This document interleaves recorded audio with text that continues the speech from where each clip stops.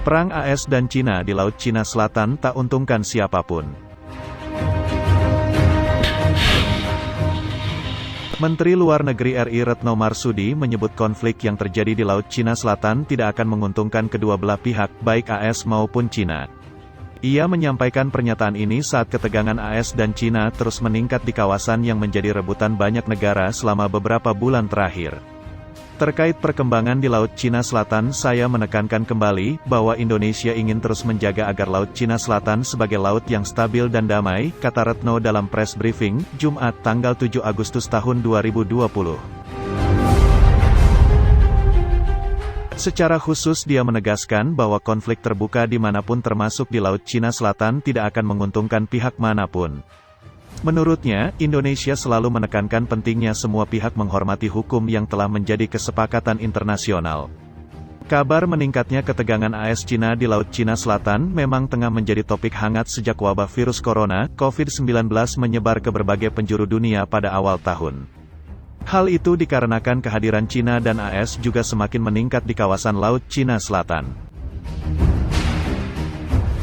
Sejak COVID-19 mewabah, Cina menjadi lebih sering melakukan latihan militer di perairan. 90% telah diklaim mereka tersebut.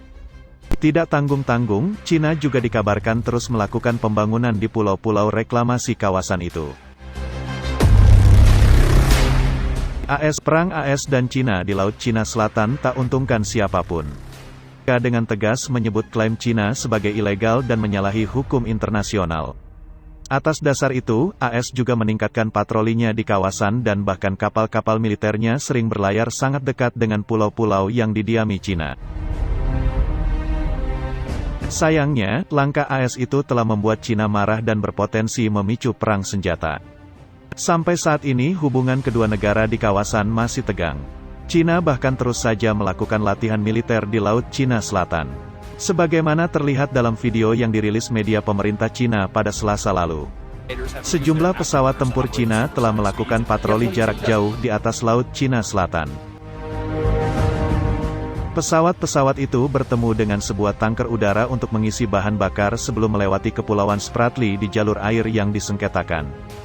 Beberapa pesawat perang syarat dengan rudal udara menjalankan misi selama 10 jam.